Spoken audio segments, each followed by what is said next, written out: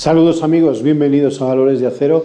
Hoy hacemos este programa desde un lugar muy especial, muy entrañable. Es en la Ciudad de México, en la colonia Doctores, en CARDI, el Centro de Acompañamiento y Recuperación de Desarrollo Integral, que pues se puso este nombre. Es un centro Agustino Recoleto también, Agustino Recoleto de Desarrollo Integral. Estamos transmitiendo para ustedes este programa aquí especial, aquí en unas cuadras muy cerquita de aquí. Dentro de unas semanas vendrá su santidad el Papa Francisco y estará visitando los enfermos del hospital infantil. Sus familiares vienen a este centro a cubrir las necesidades primarias, desde comida, una regadera, alguien que le escuche, medicinas para el tratamiento de su hijo. Aquí en este lugar se lo proporcionan los Agustinos Recoletos. Es un proyecto, una obra social que nace en el año 2006 y bueno, pues hemos traído las cámaras hasta aquí para que ustedes también sean partícipes de este proyecto social, de esta obra social. Y a la vez que traemos las cámaras a un lugar y les contamos lo que se hace aquí, pues también tenemos un invitado.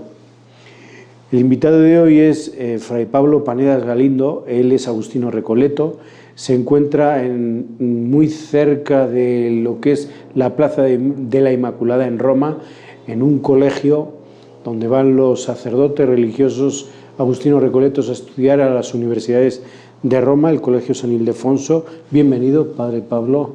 Gracias, Padre Javier. Bueno, pues estamos aquí en el CARDI, y aquí en este lugar, esto es la capilla de esta obra social. Vamos a hablar de espiritualidad. Él es el presidente del Instituto de Espiritualidad de los Agustinos Recoletos y bueno, pues tienes también varios libros de espiritualidad y que versan sobre santos. A ver, ¿qué hace un presidente de un instituto de espiritualidad Agustino Recoleto? Bueno, en realidad debería encargarse de cuidar todo el campo de la espiritualidad de la orden, coordinarlo, promover iniciativas de todo tipo, tanto en lo que se refiere a la espiritualidad interna, la espiritualidad que se tiene que vivir dentro de la orden, proveer, por ejemplo, de materiales a los religiosos, a las comunidades, como también de difundir estos mismos materiales u otros en los que se hable de la orden de Agustinos Recoletos, de nuestras figuras eximias en santidad a lo largo de la historia. Todo esto pues entra dentro del secretariado que llamamos Secretariado de Espiritualidad. En el Secretariado de Espiritualidad, ¿cuántos frailes entran y qué funciones tienen esos frailes? Estamos organizados, tanto el Secretariado de Espiritualidad como los otros secretariados. Nosotros nos distribuimos por provincias. Los 1070 frailes que somos en la orden estamos divididos en 8 provincias. Cada provincia tiene es una organización piramidal. Hay un prior provincial y un consejo, 4 consejeros que asisten al prior provincial, y normalmente estos consejeros se encargan de distintos campos. Uno de esos campos es la espiritualidad. Entonces, los presidentes de los secretariados provinciales, junto con el representante de la orden en este mismo campo, forman lo que se llama el Secretariado General de Espiritualidad. Por tanto, en el secretariado estamos 9 personas, 8 representando a cada una de las 8 provincias, más luego, en este caso, soy yo el que trata de mantener el contacto con ellos y coordinar iniciativas, hacer intercambios y facilitar todo este servicio de la espiritualidad. 1588 es cuando nace, vamos a decir, empieza a forjarse la espiritualidad Agustino Recoleta. De 1588, siglo XVI, al siglo XXI, cómo la tradición de la oración puede vivirse en este siglo XXI? La tradición de aquellos primeros padres de la Reforma. Bueno, esa es la pregunta primera, la más sencilla y la más difícil de responder. Vamos cambiando nuestra forma de vida y nuestro modo de pensar a lo largo de los siglos y a veces a lo largo de las décadas. Cambian las modas, cambian las influencias, las civilizaciones, todo cambia y tenemos que encontrar unas cosas fundamentales, unos pilares estables, fundamentales, y procurar sobre ellos construir en cada momento pues, distintas formas de cultura. Y esos pilares fundamentales tenemos que saber, conocer claramente cuáles son. En concreto, ahora mismo es el problema que nos planteamos. ¿Cómo podemos vivir hoy día lo que vivieron nuestros primeros padres allá en el año 1588? ¿Cuál era la inspiración que pretendían ellos? Y cómo en nuestras circunstancias podemos vivirla nosotros. No es fácil muchas veces descubrir esto, no es lo mismo vivir la oración en un lugar apartado, desértico, donde no se oía ningún ruido ni había personas, que vivirla hoy día en medio de estas ciudades nuestras, como por ejemplo México, donde todos son ruidos, donde todos son prisas y algarabía. Pero hay que buscar quizá nuevas técnicas, nuevas maneras, pero intentando mantener siempre el mismo contenido. ¿Cómo tú, que te vas empapando de pues, los manuscritos, historias de vida, historias espirituales de vida, ¿qué es lo que más te ha llamado la atención o qué personaje te ha llamado más la atención de todo lo que conoces? Bien, hablas de manuscritos y de textos. Luego te has corregido en la pregunta.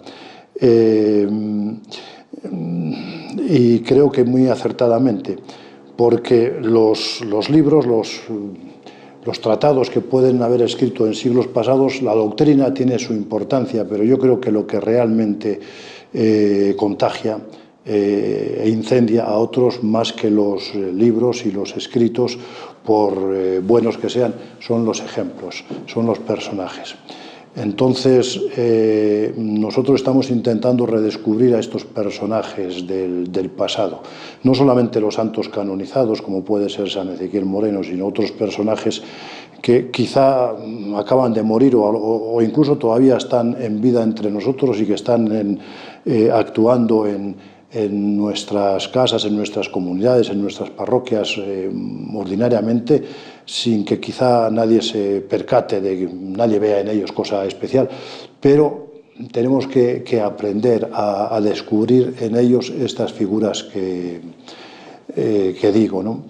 Preguntas cuál es el que más me ha interesado, no sé. Casi por obligación, pues hay que hablar de un San Ezequiel Moreno, que es un santo moderno y que ha hecho a todo. Es un contemplativo, es un personaje activo, ha sido fraile raso, ha sido superior, ha sido obispo. Y yo, otro personaje al que le tengo mucha simpatía y que es totalmente distinto y que no es santo, no es santa en este caso, pero que tiene una gran finura de experiencia y en este caso sí tiene también unos libros, unos escritos sumamente ricos y valiosos, incluso desde el punto de vista literario. Es la fundadora de las Agustinas Recoletas de Clausura, la Madre Mariana de San José, que es de los primeros tiempos y gracias a Dios sus escritos ahora se han publicado y creo que van a poder alimentar no solamente a las monjas, sino también a todos los agustinos recoletos y a tantísimas otras personas. Los dos, la Madre Mariana de San José y el Padre Ezequiel Moreno, San Ezequiel Moreno. La espiritualidad de Agustino Recoleta lleva mucha tradición. Esto hace caminar también, con la espiritualidad de Agustino Recoleta, espiritualidad cristiana, católica, se puede abrir esta espiritualidad al diálogo con las otras iglesias cristianas. Hace poco celebrábamos la Semana de la Unidad de los Cristianos, bueno, hace no tan poco, pero yo te pregunto, tú que conoces bien lo que es la espiritualidad, Agustino Recoleta, ¿está abierta a este diálogo con otras iglesias? Sí, perfectamente. Perfectamente, porque la espiritualidad, a fin de cuentas, es la vivencia. Y en la vivencia nos encontramos todos. Las exigencias de interioridad, de espiritualidad, de respeto y caridad para con los otros, de silencio, tranquilidad, en fin, todo este tipo de sentimientos y de experiencias que muchas veces echamos tanto de menos, pues son comunes a todos, y independientemente de las iglesias. Lo que separa quizás son las teologías o son las ideologías en muchos casos, o rencillas de tipo histórico. Y en centros como algunos mundialmente famosos, como puede ser un TSE o tantos otros que hay, ahí es donde tienen acogida y se encuentran como en casa propia, lo mismo protestantes que católicos, que budistas, que cualquier otro, ¿no? Y yo creo que en el caso de los agustinos recoletos puede darse perfectamente esto mismo. Fíjate que ahora que dices TSE, recuerdo que aquí estuvieron unos hermanos de la comunidad ecuménica de TSE hace 2 años y estuvieron en este centro. Aquí se les acogió para organizar una peregrinación que hubo en México.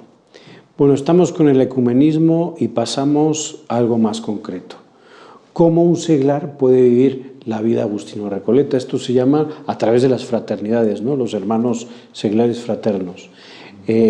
Dentro del Instituto de Espiritualidad comprende también la parte de la fraternidad. Sí, sí. ¿Cuántos hermanos de la fraternidad Agustino Recoleta hay en el mundo y qué proyectos hay para la fraternidad? Pues ahora mismo creo que los que están activos y en plena vitalidad son algo más de 3.000, si no recuerdo mal, distribuidos pues por los 19 países donde estamos. Y hay de todo tipo, desde Filipinas hasta México, pasando por Estados Unidos, por la mayor parte de los países latinoamericanos, o España, o Italia, Europa, en Inglaterra también hay proyectos. Pues estamos casi permanentemente intentando reorganizar las fraternidades, que son grupos por lo general pequeños. En algunos lugares de América son ya números un poco más crecidos, de 15, 20, 50, hasta 80 personas y a veces hasta más de 100.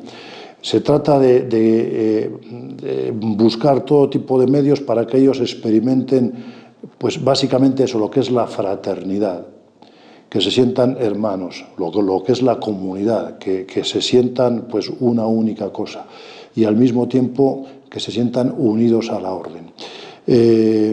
A veces no se puede conseguir pues por dificultades, por la edad en muchos casos de los miembros de la fraternidad. En fin, hay dificultades, pero bueno, se está en ese intento. Los proyectos que se tienen, básicamente en estos últimos años, el proyecto principal ha sido el de la revisión de los textos fundamentales de las fraternidades. Ellos tienen una especie de constituciones, lo que llaman la regla de vida, y tienen unos estatutos, y estos se habían elaborado y aprobado por la Congregación de Religiosos en los años 82 y 83, y se habían quedado un poco anticuados. Ya el último capítulo había encargado que se revisaran estos textos. Esta revisión ya se ha hecho. Gracias a Dios han sido aprobados también en el mes de enero pasado, hace un año.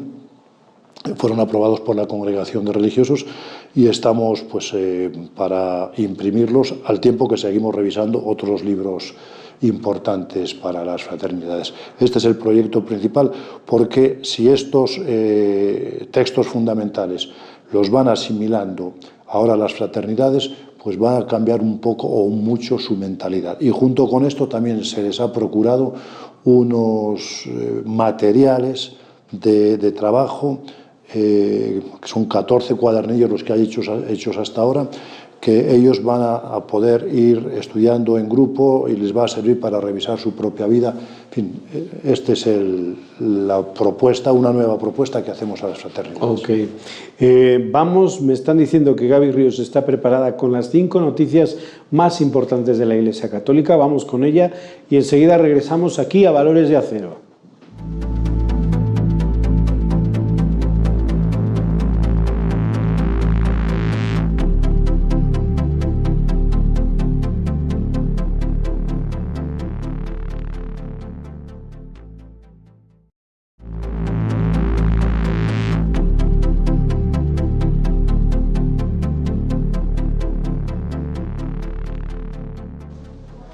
Gracias, Gaby Ríos, por esas 5 noticias más importantes de la Iglesia Católica y de la Orden de los Agustinos Recoletos. Gracias por recoger esos momentos y ponerlos ahí, inmortalizarlos en la pantalla. Estamos aquí en Valores de Acero, estamos en el Centro de Acompañamiento y Recuperación de Desarrollo Integral, CARDI. Está en la Colonia Doctores. Estamos emitiendo pues justo unos días antes de que venga el Papa Francisco aquí cerquita al Hospital Infantil Federico Gómez. Estamos en un proyecto, en una obra social de los Agustinos Recoletos y estamos con el presidente del Secretariado de Espiritualidad de los Agustinos Recoletos. Toda obra social tiene que tener un cimiento espiritual. Y estábamos hablando de las fraternidades.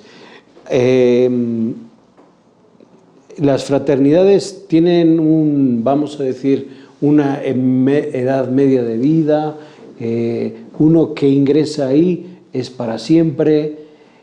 ¿Qué es lo que tiene que hacer una persona que nos está viendo y probablemente tenga una parroquia, un centro de espiritualidad agustino recoleto cerca de su casa? ¿Qué es lo que tiene que hacer para entrar e ingresar a la fraternidad seglar? Bueno, lo que tiene que hacer primero es sentir la vocación. Nosotros la consideramos un carisma, una vocación. Se trata de vivir la vida cristiana bajo la inspiración y la espiritualidad de San Agustín. Si uno se siente con esta vocación, lo que tiene que hacer normalmente en la parroquia o en la comunidad agustino recoleta que tenga más próxima, habrá alguna fraternidad, entonces sería presentarse y hacer pues la solicitud. Normalmente se admite, se acepta cualquier buen cristiano sin mayor problema. Hay un periodo de prueba que suele ser de 1 año, prueba por las dos partes, prueba por parte del candidato, que ve si realmente eso le interesa. No se trata de hacer el noviciado como lo puede hacer un religioso, sino simplemente pues, de conocer un poco más a fondo la espiritualidad agustiniana y lo que va a ser su vida de fraternidad. Va a tener a su disposición lo que se llama un formador, que le va a estar orientando, le va a ir llevando como de la mano a lo largo de este año, y luego, si él se siente realmente contento, pues hace simplemente una renovación de las promesas del bautismo. Se trata, en resumidas cuentas, de vivir con la mayor radicalidad posible, con la mayor conciencia posible, las promesas que él o sus padrinos en su nombre hicieron en el momento del bautismo, pero siempre al estilo agustiniano, por tanto en fraternidad, lo cual no significa que él renuncie a estar en su casa. Él va a estar en su casa, si está casado va a estar con su esposo o con su esposa, atendiendo a sus hijos, y no solamente, tendrá que hacerlo incluso esmerándose en llevar a cabo las obligaciones propias de su estado, vivir lo más a fondo posible lo que su estado de seglar le pide. Es así de sencillo y al mismo tiempo así de difícil, sabiendo que va a contar pues, con el apoyo de un grupo de hermanos que forman la fraternidad, con los que se va a reunir periódicamente, cada semana, cada 2 semanas, depende un poco ya de la fraternidad de cada una en concreto. Pablo, esto es hacia afuera. Y hacia adentro, por ejemplo, el Secretariado de Espiritualidad organiza encuentros, retiros. ¿Qué está haciendo en estos momentos? Sí, cada fraternidad se mueve más por lo general en el ámbito de la propia provincia. Hablaba antes de las 8 provincias, cada provincia organiza sus fraternidades, cada fraternidad tiene un asesor religioso que hace de enlace con cada comunidad. Con mucha frecuencia es el mismo prior de la comunidad. Entonces, estos organizan sus actividades, su tiempo de formación, su tiempo de retiro, su tiempo de esparcimiento, muchas veces uniéndose con otras fraternidades de la misma provincia. Y cuando se trata de países en los que hay presencia de varias provincias, pues también se intercambian o se unen con fraternidades de otras provincias.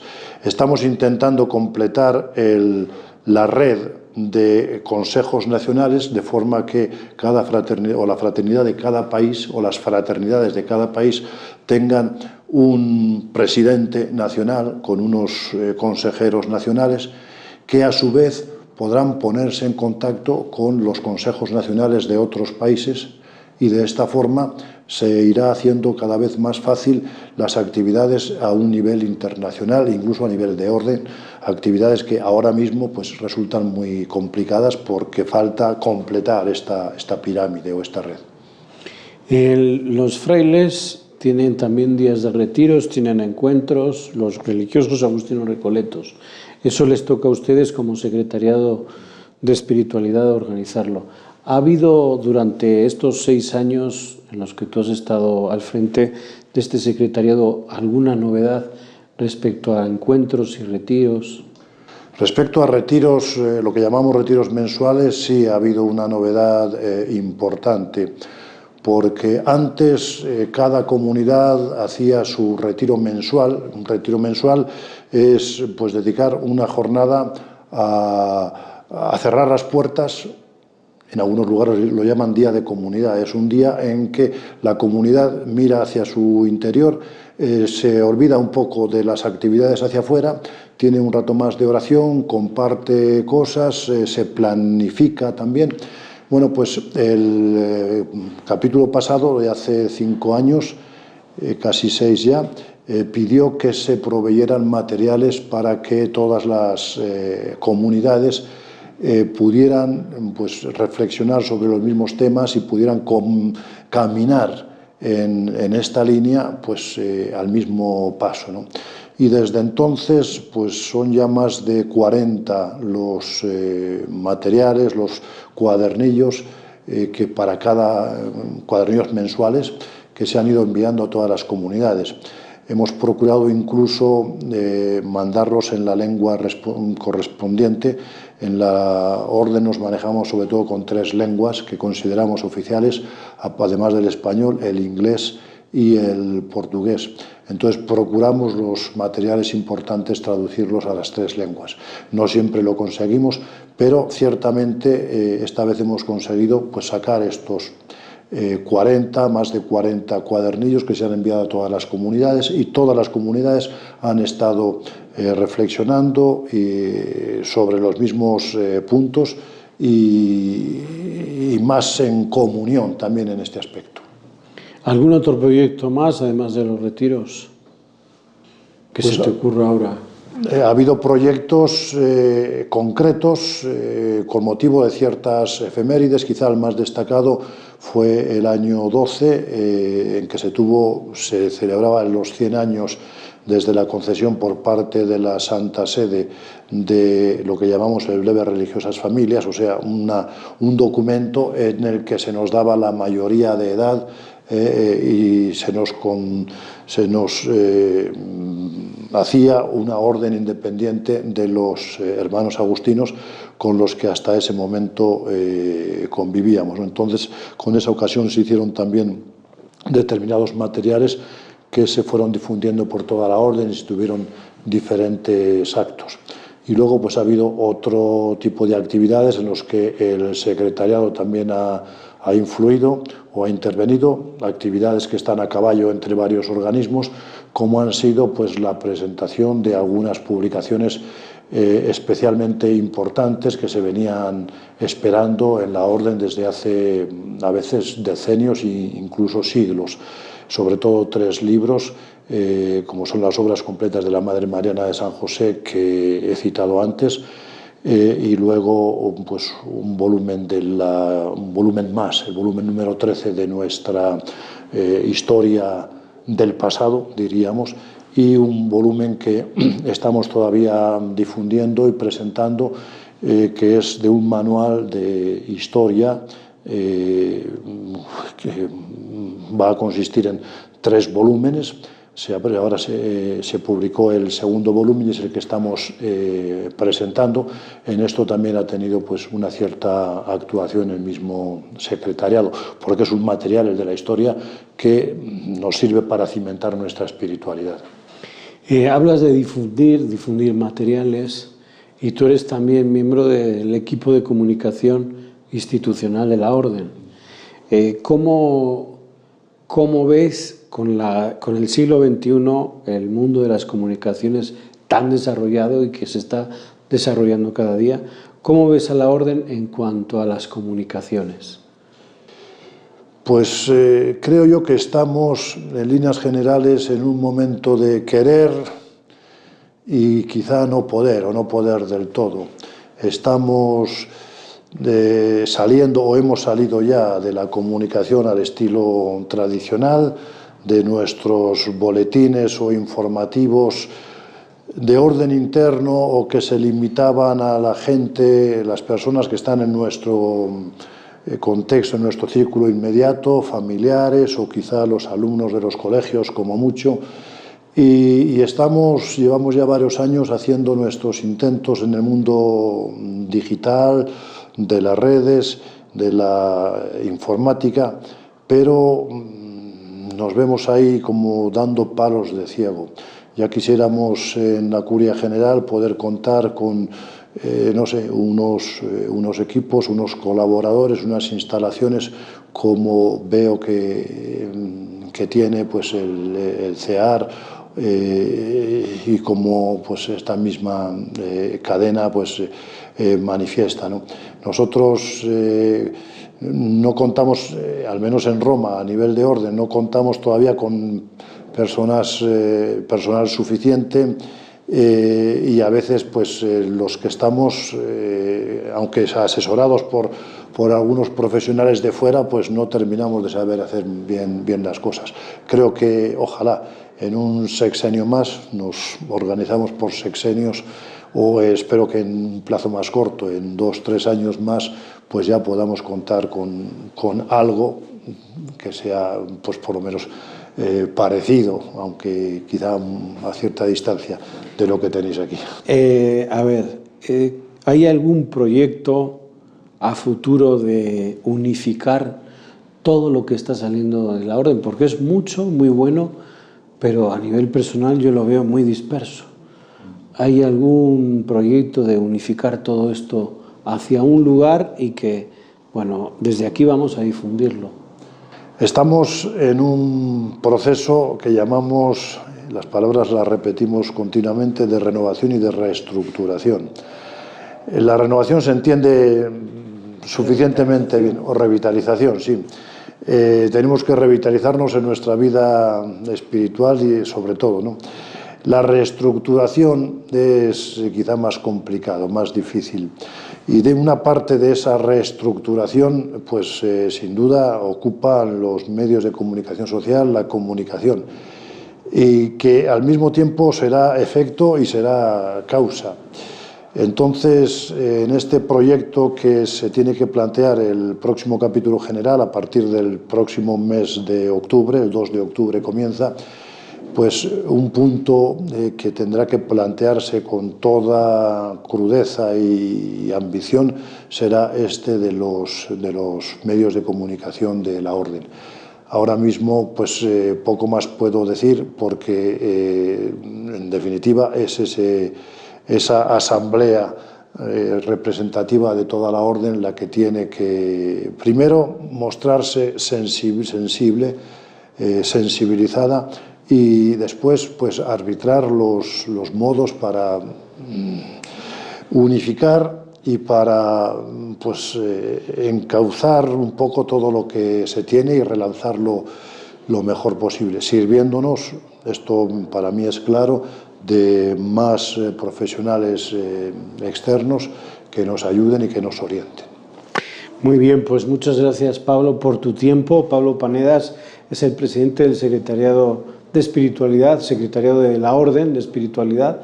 Estamos emitiendo desde Cardi, nos vamos desde esta obra social de los Agustinos Recoletos en la colonia Doctores. Hasta la próxima.